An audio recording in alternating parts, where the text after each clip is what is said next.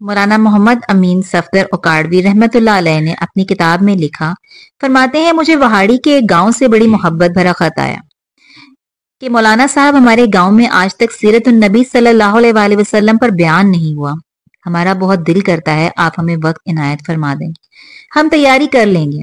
میں نے محبت بھرے جذبات دیکھ کر خط لکھ دیا کہ فلاں تاریخ کو میں حاضر ہو جاؤں گا۔ دیے گئے وقت پر میں فقیر ٹرین پر سے اتر کر تانگے پر بیٹھ کر گاؤں پہنچ گیا تو آگے میزبانوں نے مجھے ہدیہ پیش کر کے کہا، مولانا صاحب آپ جا سکتے ہیں، ہم بیان نہیں کروانا چاہتے۔ وجہ پوچھی تو بتایا کہ ہمارے گاؤں میں 90% قادیانی ہیں، وہ ہمیں دھمکیاں دیتے ہیں کہ نہ تو ہماری عزتیں، نہ مال، نہ گھر بار محفوظ رہیں گے۔ اگر سیرت النبی صلی اللہ علیہ وآلہ وسلم پر بیان کروایا تو مولانا ہم کمزور ہیں، غریب ہیں، تعداد میں بھی کم ہیں، اس لیے ہم نہیں کر سکتے۔ میں نے لفافہ واپس کر دیا اور کہا بات تمہاری ہوتی یا میری ہوتی تو واپس چلا جاتا، بات مدینے والے آقا صلی اللہ علیہ وآلہ وسلم کی عزت کی آ گئی ہے، اب بیان ہوگا اور ضرور ہوگا۔ وہ گھبرا گئے کہ حضرت آپ تو چلے جائیں گے، مسئلہ تو ہمارے لیے ہوگا۔ میں نے کہا اس گاؤں کے آس پاس کوئی ڈنڈے والا یعنی باز سر یا گنڈا ہے؟ انہوں نے بتایا کہ گاؤں سے کچھ دور نورا ڈاکو رہتا ہے، پورا علاقہ اس سے ڈرتا ہے۔ میں نے کہا چلو مجھے لے چلو نورے کے پاس۔ جب ہم نورے کے ڈیرے پر پہنچے دیکھ کر نورا بولا، آج خیر ہے، مولوی کی میں آ گئے نے۔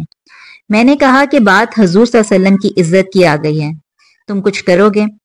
میں نے اسے ساری بات سنائی۔ میری بات سن کر نورا بجلی کی طرح کھڑا ہوا اور بولا، میں ڈاکو ضرور ہوں پر بے غیرت نہیں ہوں۔ وہ ہمیں لے کر چل نکلا۔ مسجد میں نے 3 گھنٹے بیان کیا اور نورا ڈٹ کر کھڑا رہا۔ آخر میں نورے نے یہ کہا کہ اگر کسی نے مسلمانوں کی طرف آنکھ اٹھا کر بھی دیکھا تو نورے سے بچ نہیں سکے گا۔